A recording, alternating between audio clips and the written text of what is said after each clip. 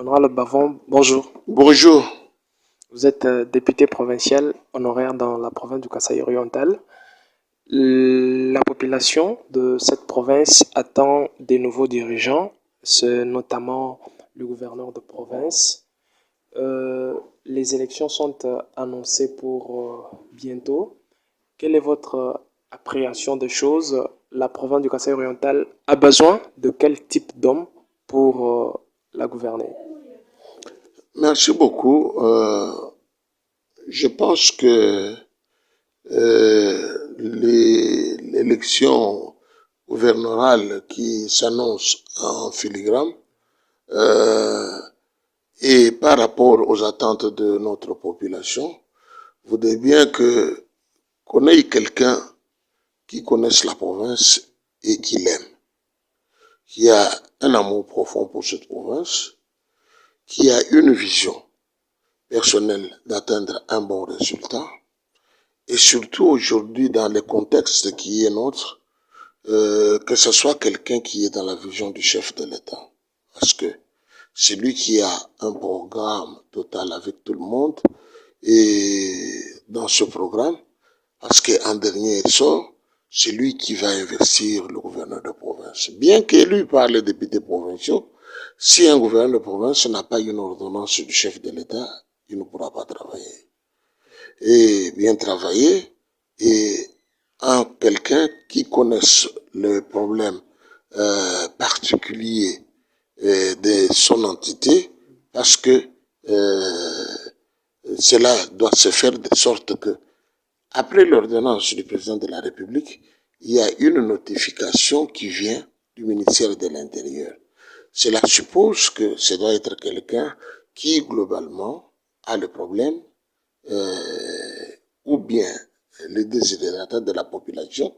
Et dans le cas de figure, et tout ce que nous avons maintenant, nous avons un problème récurrent sécuritaire par rapport à la guerre qui nous est imposée et qui a des ramifications ou bien des effets collatéraux jusqu'ici où nous sommes. Il y a aussi le problème du social de la population qui doit être relevé à tout prix. Et il y a quelqu'un qui doit prendre un problème à bras le corps. La meilleure personne, on ne la trouve pas. Parce que moi, je suis croyant si ce n'est Jésus-Christ. Mais je crois que tout celui qui sera élevé par rapport à la vision qu'il aura, il aura besoin d'un groupe de personnes. Un gouverneur de province a des ministres, il a des conseillers, il a chacun dans sa parcelle de pouvoir.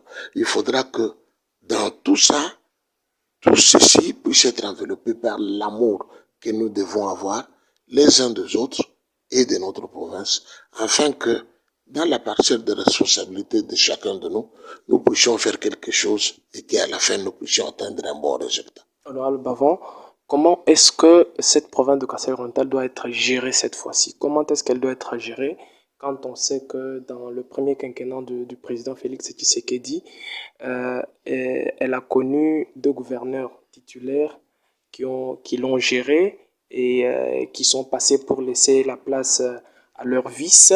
Et actuellement, il y a le ministre de l'Intérieur qui assume l'intérim du gouverneur de province. Au vu de toutes ces réalités, comment est-ce que cette province doit être gérée cette fois-ci?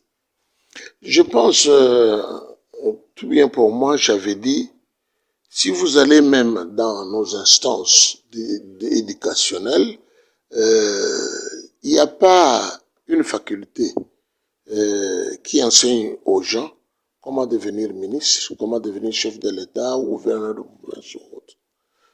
Nous avons des cours de tronc commun, mais néanmoins, la gestion de la chose publique, c'est autre chose. Et je voudrais que aujourd'hui, les gens qui ont combattu, particulièrement mon parti, qui ont combattu pendant 37 ans, avant d'arriver au pouvoir, aient une certaine orthodoxie dans la gestion de la chose publique.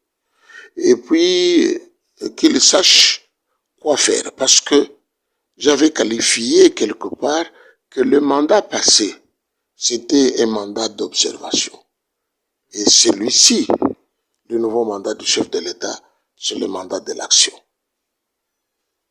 Il faut que les gens le voient à l'œuvre. S'il y a eu des gens qui ont tâtonné dans le temps passé, par rapport à ceci et cela, là je félicite et je suis en train de dire la faiblesse, il était là avec les deux gouverneurs que vous avez dit et même avec leur vice. Et aujourd'hui, il faudra vraiment que nous puissions relever les défis. Nous puissions relever les défis de telle sorte que la gouvernance doit être participative. La population doit aider les gouvernants qui vont venir pour le moment. Aller avec eux ensemble, afin que nous sachions par où mettre le pied. Éviter, il faut pas être trop imbu de soi-même. Il faut pas être trop imbu de soi-même. Il faut, au contraire, et nous avons fait trop du copier-coller. Copier-coller, j'ai dit pourquoi? Nous voulons les élections. Nous voulons les élections pendant 5 ans. Nous voulons les élections. Aujourd'hui, nous avons dépensé de l'argent aux alentours de 2 milliards de dollars. Et la population aujourd'hui, les fonctionnaires sont payés. Et même nous, ici, tu as dit, députés honoraires, nous sommes sortis pratiquement sur 60 mois, avec pratiquement presque 28 mois d'arriéré. Pas d'indemnité de sortie, plus rien. Nous sommes en train de vivre dans la disette, mais nous ne les lâchons pas. Nous continuons à travailler pour cette population. Je crois que si on mettait au devant du peuple congolais le Kassaïen moyen, par exemple, aujourd'hui, 2 milliards là-bas, et qu'on pose la question, on fait les élections ou bien on vous donne ça pour le social. Je crois qu'il choisirait qu'on utilise l'argent pour le social.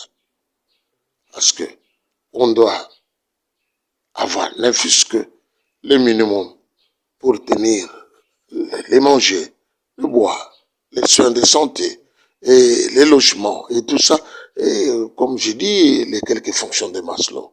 Donc, je pense que quand il y a un devoir, il y a aussi une obligation. J'ai dit les deux pour que l'on évite ici, mais qu'on se penche sur l'autre. Parce que nous nous disons toujours que nous pouvons avoir fait quelque chose ou ne pas l'avoir fait. Mais nous avons profité, nous avons eu de l'expérience et nous nous disons qu'un succès sans successeur, c'est une forme d'échec. Nous faudrions que ceux qui viennent même après nous, qu'ils sachent faire quelque chose pour l'intérêt général, afin que les résultats soient atteints. Honorable, pour finir, quel conseil vous donnez à ceux qui sont rentrés là où vous étiez, c'est-à-dire les nouveaux élus du peuple, les nouveaux députés provinciaux qui vont élire le futur gouverneur? Quel conseil vous leur donnez? Je pense que ils sont là, certains pour la première fois, une petite frange qui est revenue, je crois 2 ou 3 qui étaient là la fois dernière. Donc, ils doivent prendre tous les problèmes à bras le corps, voir ce qui a été fait et y ajouter un plus.